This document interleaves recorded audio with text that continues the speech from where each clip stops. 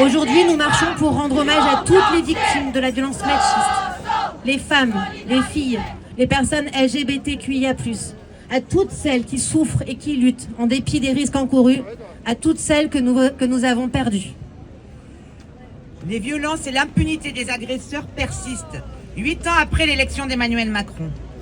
Trop souvent, les victimes ne sont pas crues, les plaintes classées sans suite et le financement public des associations subit des baisses inacceptables.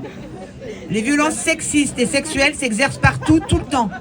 Dans nos espaces familiaux, sur les lieux de travail et d'études, dans l'espace public, dans les transports, dans les établissements de soins, les cabinets gynécologiques, dans les maternités, dans les ateliers, des chaînes d'approvisionnement des multinationales, dans les commissariats, les centres de détention et de rétention, dans les milieux du théâtre, du cinéma, du sport, en politique, dans tous les milieux sociaux. Ces violences trouvent leurs racines dans le patriarcat et se situent au croisement de plusieurs systèmes d'oppression. Ce sont les victimes de racisme, les femmes migrantes, précarisées, sans papier, sans domicile, en situation de handicap. Les travailleuses précaires aussi, les femmes trans, lesbiennes et bi, celles qui sont en situation de prostitution, victimes d'exploitation sexuelle. Le nombre de femmes victimes de violences dans le couple et celui des enfants co-victimes ne diminue pas, tout comme les viols ou tentatives de viol.